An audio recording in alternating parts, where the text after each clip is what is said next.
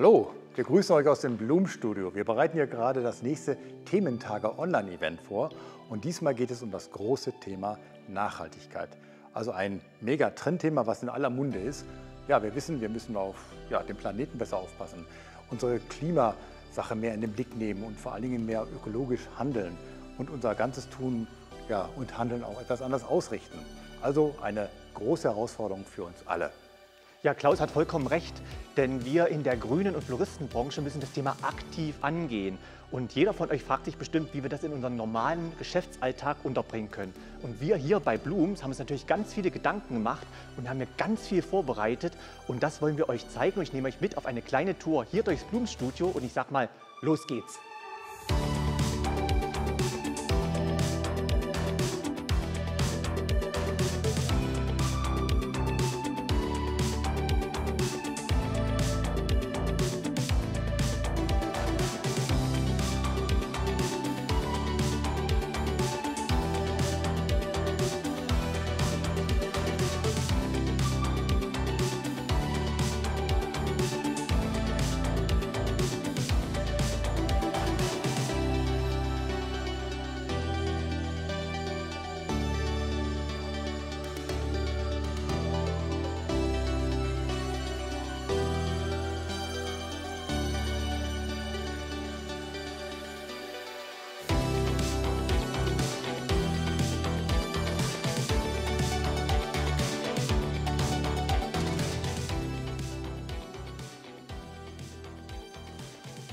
Wie ihr seht, sind wir jetzt hier mitten in unserem Trauerbereich.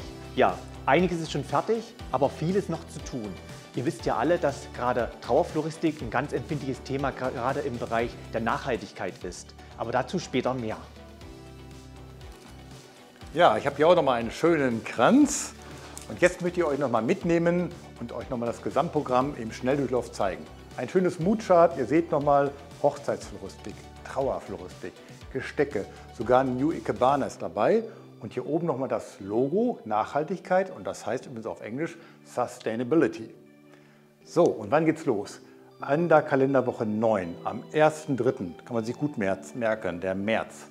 Und dann geht es weiter über die verschiedenen Stationen, die ihr eben schon gesehen habt, bis in die Kalenderwoche 10 hinein.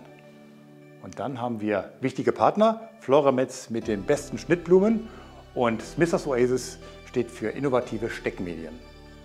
Und hier nochmal ein ganz wichtiger Link.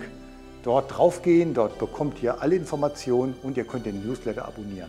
Ja, und Stefan? Ja, der Start ist am 1.3. Wir sind schon total gespannt und ihr könnt es auch sein. Und ich sag mal wie immer, genau, los geht's.